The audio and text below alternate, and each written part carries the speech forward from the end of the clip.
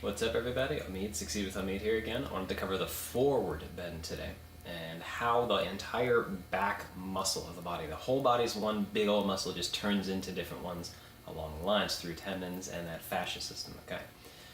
The biggest thing to understand about this is that tension in one part of the back will lead into problems down the chain or up the chain being just the whole thing.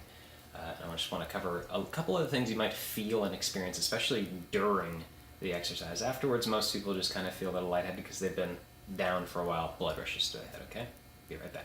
Really quick, this is not a toe touch. I'm not touching my toes.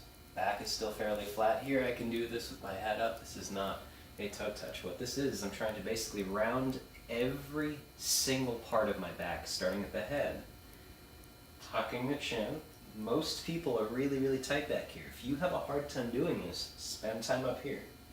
Tip the head with your actual hands. Try and get that pivot into the neck. You can do this with wide feet if you have balance issues. I prefer a little bit more of a narrow base. But rolling every single bone of the spine over as I go through this, I'm really trying to round everything all at once. Right now I've been driving for a few hours, so my back is actually really raw. I'm going to spend some time here and just breathe. And I can tell I'm really tight. When I take that big deep breath, my body rises with every one of them. That's just because the muscle's inflating and really pulling me back up. It's really tender and tight. Oh, and there it goes. All right. It just completely relaxed on me. Keeping my chin tucked the whole time, really tight, trying to flatten and lengthen the back of my head. My hips are just naturally going back. There's a little bit of tension in my quads. Side note, a lot of people think they have tight hamstrings. They just have weak quads that can't pull them down into this position. But I'm really trying to round.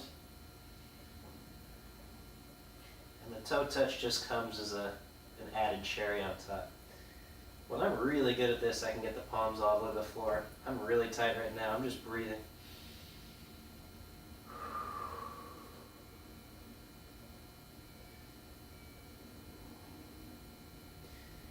Most important thing to come out of this, especially because I've been here for a while, I'm going to do this as slow as I possibly can. Again, there's been a lot of tension shifts, tension length relationships. The body moving around makes the brain dizzy. The nervous system kind of goes nuts. I'm going to soften my knees and grab them and come up nice and super slow. I'm going to restack my spine one bone at a time. Hips first, lumbar, thoracic, shoulders, then my skull.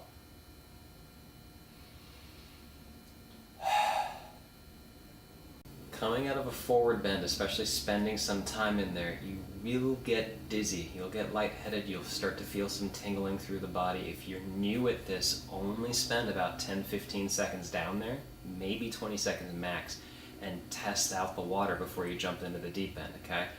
Getting down there and breathing is hard.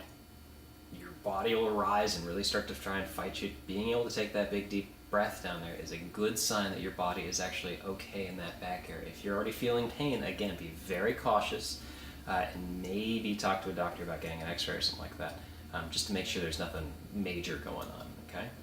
If you have any questions at all about the forward bend, let me know.